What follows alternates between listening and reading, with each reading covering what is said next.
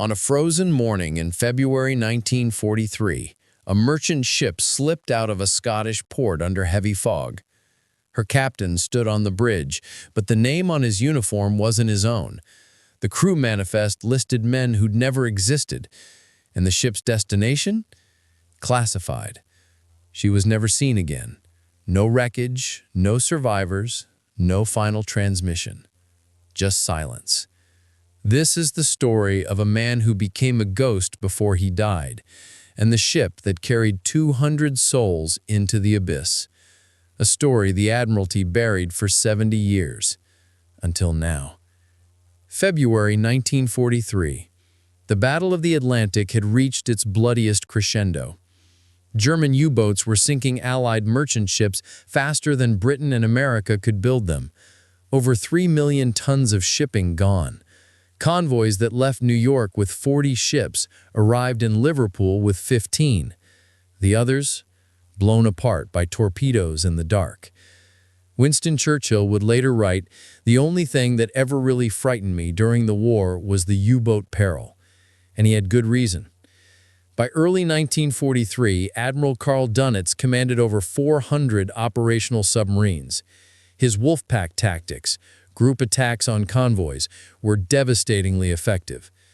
British codebreakers at Bletchley Park had temporarily lost their ability to read German naval Enigma messages. The Atlantic had become a killing field.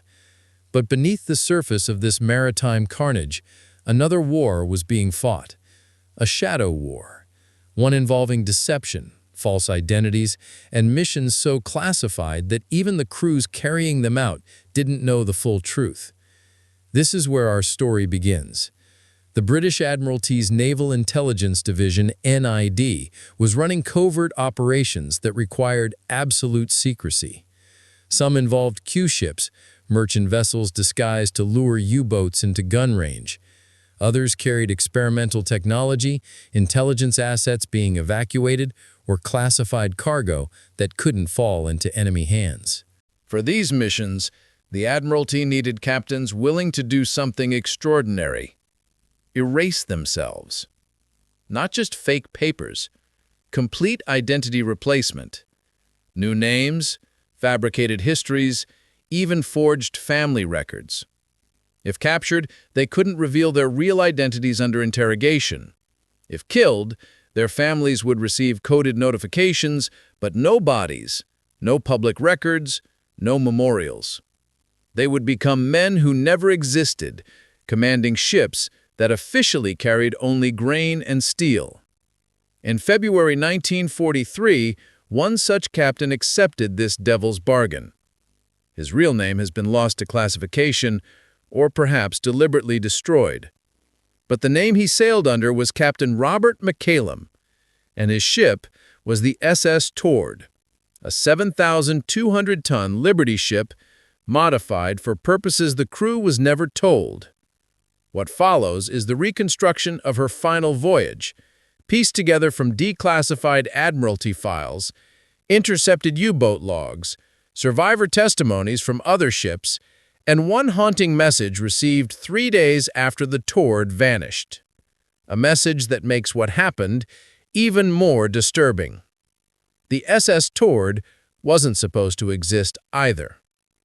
Built in a Baltimore shipyard in late 1942, she was one of the emergency Liberty ships, mass-produced cargo vessels welded together in under 2 months.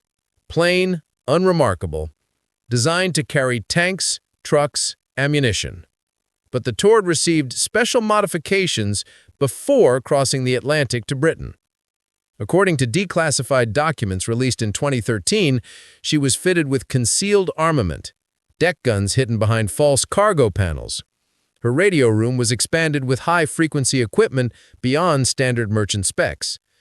And her hold, divided into sealed compartments that required Admiralty-issued keys to access. Captain McCallum, if that was ever really his name, came aboard in January 1943. Crew members later described him as quiet, late 40s, with a Scottish accent that seemed practiced, like he was remembering to speak that way. His first officer noted in a diary discovered decades later that McCallum rarely spoke about his past. No family photos, no letters received, no shore leave visitors. He was there, but not there.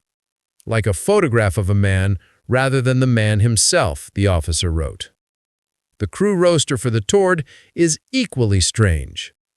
Of the 187 men listed, at least 37 have no verifiable records before joining the ship.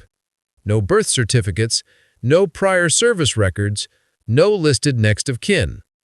Some historians believe these were intelligence officers, cryptographers, or defectors being transported under cover. Others think they were special forces operatives being inserted into occupied Europe via a mission that never made it. We'll never know. On February 18, 1943, the Tord was loaded at Greenock, Scotland. Dock workers reported being barred from certain holds. Armed guards supervised the loading, unusual for a merchant vessel. Sealed crates marked only with Admiralty codes. The ship's manifest listed her cargo as general supplies and machinery. Her destination, officially, Halifax, Nova Scotia, a transatlantic crossing against convoy traffic, which itself was suspicious. Ships usually sailed to Britain in convoy, not away from her during the Wolfpack crisis. But intelligence files suggest her real destination was far different, possibly Reykjavik, Iceland, a site of covert Allied operations, possibly the Azores, where neutral Portugal was playing both sides. Or perhaps she wasn't meant to arrive anywhere. Perhaps she was the bait in an elaborate trap.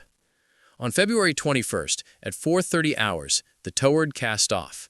No convoy escort, no destroyer protection, just one armed merchant cruiser sailing alone into the most dangerous waters on Earth. Captain McCallum's last words to the harbor master recorded in the port log: "If we're not back in 3 weeks, don't come looking." He was right. They never came back. For the first 4 days, the Tord maintained radio silence. Standard procedure for covert operations. No transmissions meant no triangulation by German radio direction finders. U-boats hunted by intercepting chatter. Silence kept you invisible. But on February 25th, something changed. At 14:20 hours GMT, a British listening station in the Hebrides picked up a brief encrypted transmission from the Tord's call sign, just 17 seconds. The message was routed to the Admiralty's Operational Intelligence Center. It was decoded within the hour. The message read, "Proceeding as planned, weather deteriorating, no contact." Routine, expected. But here's what makes it strange. The transmission came from coordinates that placed the Tord nearly 200 miles south of where she should have been. Not on a course to Halifax, not to Iceland. She was heading toward the mid-Atlantic Gap, the Black Pit, a zone beyond the range of Allied air cover, where U-boat wolfpacks operated with impunity. Why would a lone merchant ship carrying classified cargo and operating under secrecy protocols deliberately sail into the most dangerous waters in the world? 3 theories have emerged. Theory 1, the Tord was bait in a sting operation. British intelligence had broken U-boat codes before and wanted to lure a specific submarine, perhaps one carrying a high-valued German officer or new technology, into a trap. The Tord was expendable. Theory 2, she was actually a delivery vessel, inserting agents or equipment into enemy territory via rendezvous with a submarine or neutral vessel. Her fake identity allowed her to operate without scrutiny. Theory 3, the darkest, she was carrying something so dangerous or controversial that she was never meant to arrive. Some historians speculate biological warfare materials, looted Nazi intelligence, or defecting scientists whose testimony would embarrass Allied governments.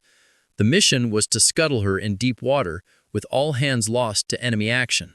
We may never know which is true, but we know what happened next.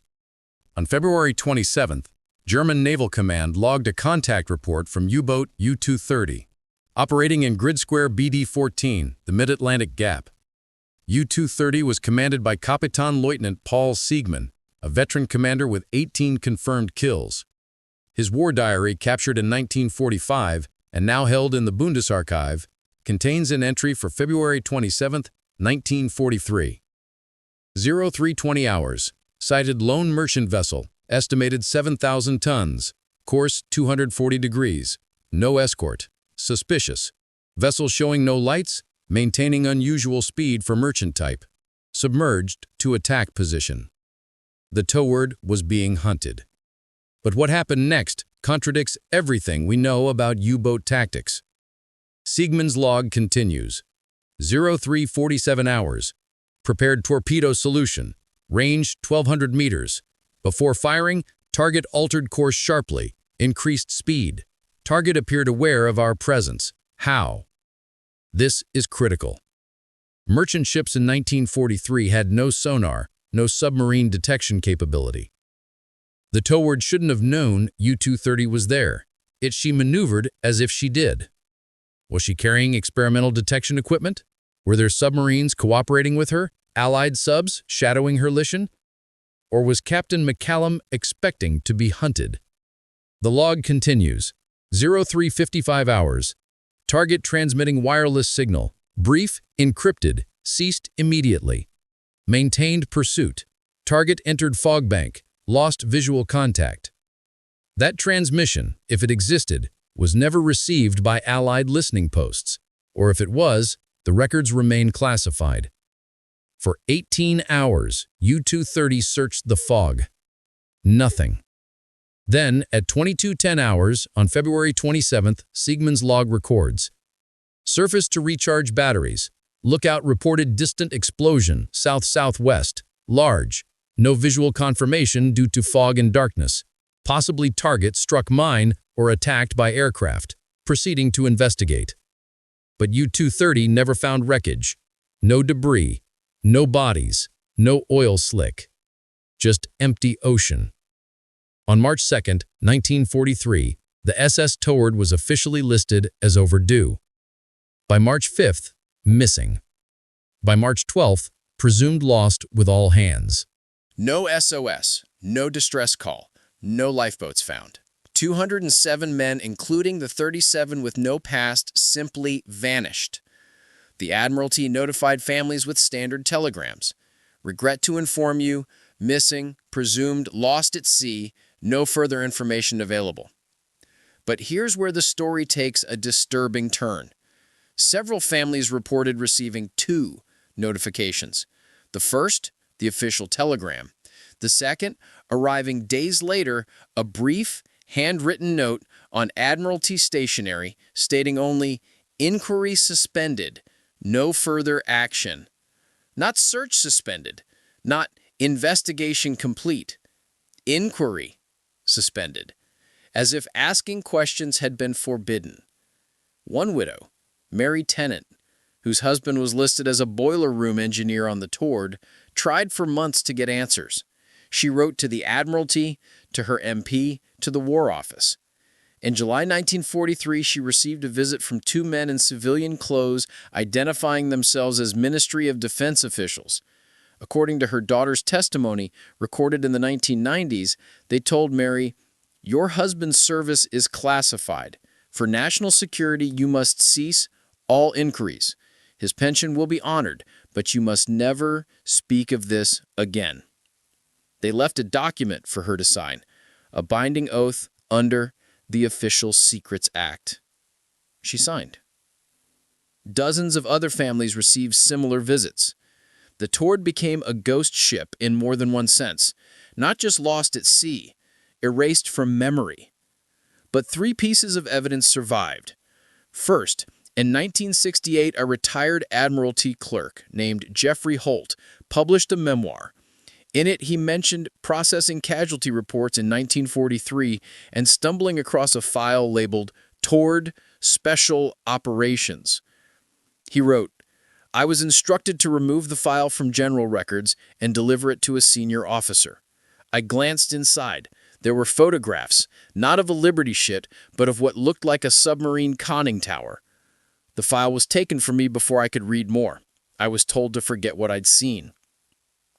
Holt's memoir was quietly withdrawn from publication within weeks. Remaining copies are rare. Second, in 1982, a commercial fishing trawler operating 400 miles west of Ireland snagged something on the seabed. When they hauled up the net, it contained a ship's bell, heavily corroded. The inscription, barely legible, SS Tord, 1942. The bell was turned over to maritime authorities. It disappeared into storage. Requests to examine it have been denied. Third, and most disturbing, in 2009, the National Archives released a batch of declassified World War II signals intelligence under the 30-year rule extension. Buried in 7,000 pages of intercepted radio traffic was a single decoded message dated March 1, 1943, 4 days after the Tord was last seen. The message originated from an unknown transmitter in the North Atlantic. It was received by multiple Allied stations. Frequency and encryption matched Admiralty protocols. The message read, "Cargo secure, mission complete, proceeding to final position. McCallum." Think about that. March 1st, after U-230 reported the explosion, after the ship should have been at the bottom of the Atlantic, someone transmitted that message. Was it Captain McCallum? Was the Tord still afloat? Had she rendezvoused with another vessel? Or was this a forgery, a deception by German intelligence, or even by Allied command to cover up what really happened? The Admiralty's official response to inquiries about this message: no record exists of transmission described, likely decryption error. But signals intelligence officers who worked the North Atlantic desk insist the message was authentic. The encryption keys matched, the protocol was correct. One officer, speaking anonymously in 2011, said, "That message was real, and it scared the hell out of the people who saw it, because it meant either the Tord completed her mission and deliberately went dark, or someone else was using her codes after she was dead. Either possibility is terrifying. So what really happened to the Tord? In the 70 years since she vanished, researchers, historians, and maritime archaeologists have proposed multiple theories. None fully explain the evidence. Theory 1. U-boat attack and survivors captured. The most straightforward explanation: U-230 or another U-boat torpedoed the Tord. She sank rapidly, explaining no distress call. Some survivors were taken prisoner, interrogated, then eliminated to protect German intelligence. Supporting evidence: U-230's log mentions an explosion. German records show increased interrogations of merchant seamen in spring 1943. Contradicting evidence: no wreckage was ever found. No survivors ever surfaced. And the March 1st message sent after the supposed sinking remains unexplained. Theory 2. Scuttling operation. The Tord was carrying something too dangerous to risk capture: chemical weapons, biological agents, stolen Nazi intelligence, or defecting scientists with knowledge of German atomic research. Her mission was to reach deep water and scuttle, deliberately sinking with all evidence aboard. The crew may not have known. McCallum might have been under orders to ensure no survivors. Supporting evidence: her route took her toward the deepest part of the Atlantic. The sealed holds, the fake identities, the inquiry's suspended response. Contradicting evidence: why send 200 men to die when a skeleton crew could scuttle her? And again, that message. Theory 3. Defection or capture by neutral vessel. The Tord was actually extracting high-value intelligence assets: Nazi defectors, Allied agents from occupied Europe, scientists. She rendezvoused with a neutral or Soviet vessel, transferred her passengers, and then was scuttled to cover the operation. Supporting evidence: her course deviation toward neutral shipping lanes. The message: cargo secure, mission complete. The 37 men with no past. Contradicting evidence: no neutral nation ever acknowledged such an operation. Soviet archives, partially opened, contain no reference. Theory 4. Experimental technology accident. Some researchers believe the Tord was testing experimental anti-submarine technology, possibly early sonar, magnetic anomaly detection, or even radar-triggered depth charges. The explosion U-230 heard might have been an onboard accident, experimental weapon detonating, killing all aboard and sinking the ship rapidly. Supporting evidence, her unusual electronics, her ability to detect U-230's approach, the Admiralty's long-term classification. Contradicting evidence, no experimental weapons programs from 1943 match this profile in declassified records. Theory 5, the conspiracy theory. The Toward never sank. The most controversial theory. The Toward completed her mission, reached a secret destination, and was deliberately reported as lost. Her crew might have been reassigned under new identities for further covert operations or silenced. The ghost identities would make tracking impossible. McCallum's message proceeding to final position meant not the ocean floor, but a hidden port. Supporting evidence, the 37 men with no records, the suppression of inquiries, the fishing net bell possibly planted decades later to create false closure. Contradicting evidence, this requires massive conspiracy involving hundreds of people. Unlikely, though not impossible in wartime intelligence operations. Here's what we know for certain. In 1998, the British Ministry of Defense released a partial file on the Toward under Freedom of Information requests. The file contained heavily redacted crew manifests, cargo lists with entire sections blacked out, communication logs with pages missing, a single photograph of Captain McCallum except his face had been physically cut out of the photo before archiving. The accompanying note stated, remaining files on SS Toward subject to extended classification under national security exemption. Review date, 2043. 2043, 100 years after she sailed. Why would a Liberty ship lost in 1943 require classification until 2043? What could she have been carrying, or what mission was she executing that remains sensitive 80 years later? In 2005, a deep-sea survey vessel scanning the mid-Atlantic ridge for geological research detected a large metallic anomaly on the ocean floor at a depth of 3,400 meters. The coordinates placed it roughly in the area U-230 reported the explosion. The research team requested permission to investigate. The request was denied by maritime authorities, citing potential war grave site protections. Fair enough, except over 200 British and American warships are known to rest on the Atlantic floor, and many have been surveyed for historical research. Why not the Toward? A team member later told a maritime archaeology journal, "We were told to avoid that grid square. Not asked, told." By officials who wouldn't identify which agency they represented. We got the message. Some shipwrecks are off limits. In 2019, a submersible expedition backed by private donors attempted to reach the anomaly. Their permit was revoked 3 days before departure. No explanation given. The wreck, if it is the Toward, remains untouched at the bottom of the Atlantic, silent, sealed, keeping her secrets. The loss of the SS Toward was barely noted in 1943. One ship among thousands, one crew among hundreds of thousands who died in the Atlantic. The war consumed everything. There was no time for questions. But for the families left behind, the silence was unbearable.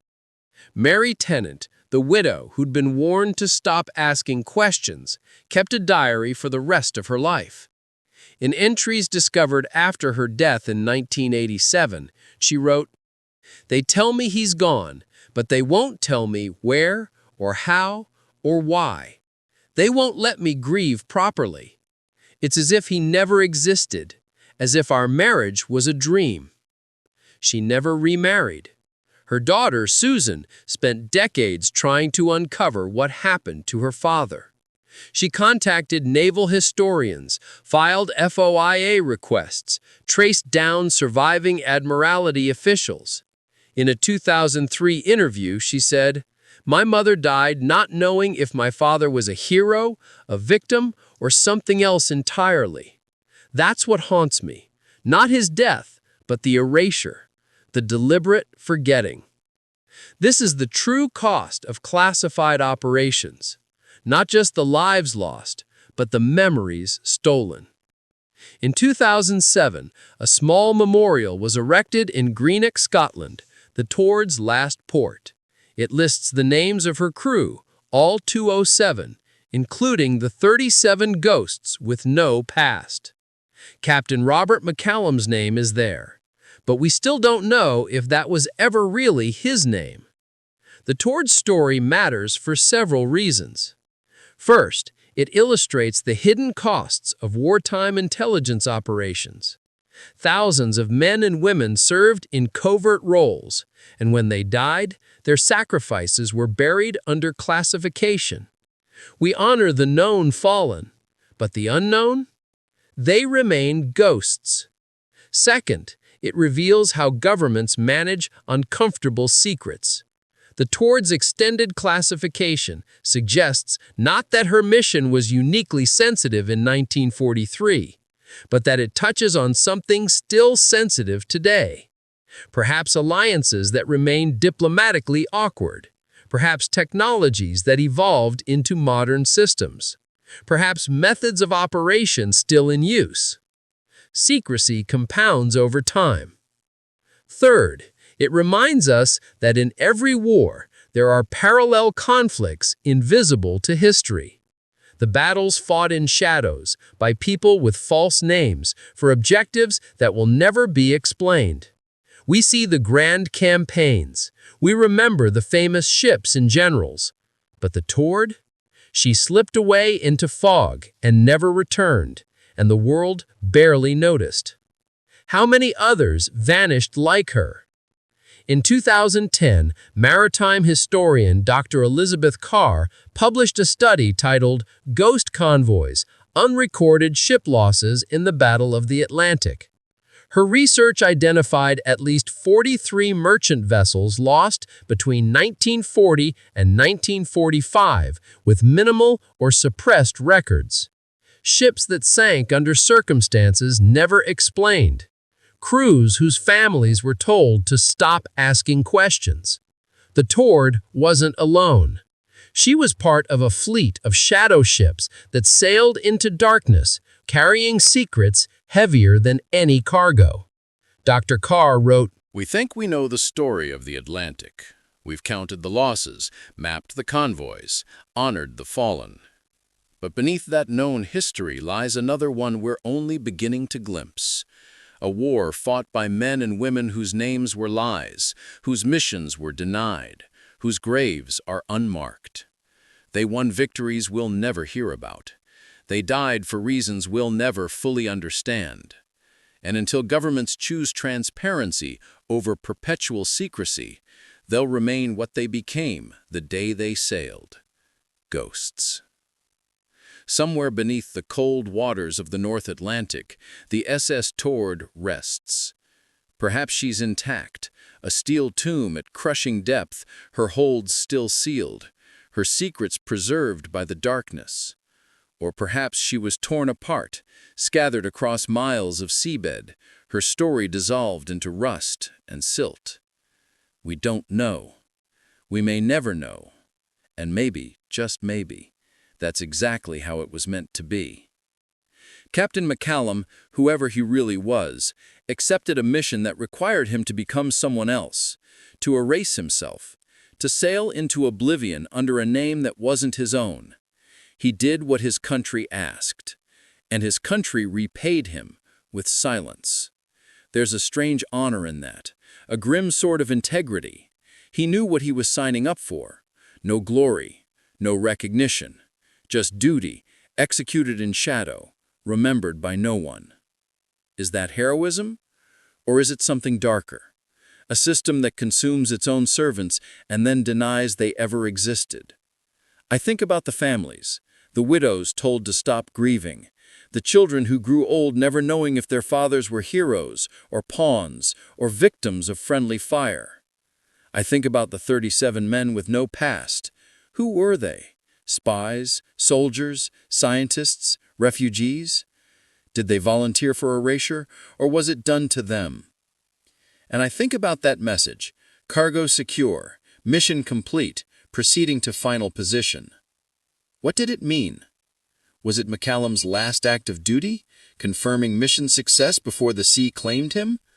Or was it something else, a coded message to someone, somewhere, signaling an operation that went on long after the Tord disappeared from our history? We'll probably never know, but here's what we can do. We can remember that the Tord existed, that 207 men sailed on her, that Captain Robert McCallum, false name or not, stood on her bridge and made the choices he thought were right, that somewhere in the Admiralty's locked vaults, or on the ocean floor, or in the memories of the last living witnesses, the truth waits. Maybe in 2043, when the files are finally opened, we'll get answers. Maybe we'll discover she was carrying chemical weapons, or Nazi defectors, or prototype radar that changed naval warfare. Maybe we'll learn that McCallum was a hero, or a murderer, or both. Or maybe, most likely, we'll find that the truth is more mundane than the mystery our imaginations want them to be. But until then, the Tord remains what she became on that foggy morning in February 1943. A ghost ship, captained by a ghost, carrying ghost cargo. Lost in a war where some battles were never meant to be recorded. If you ever find yourself looking out at the Atlantic, that vast, indifferent expanse of gray water, think of her. Think of the hundreds of ships that rest beneath those waves, and the thousands of men who went down with them. And remember that some of them sailed not for glory, but for silence, not for recognition, but for erasure. They became ghosts, so we could remain free. The SS Tord, the captain with a fake name, the ship that never returned, and the secrets that went down with her. Until the files are opened, if they ever are, that's all we'll ever know.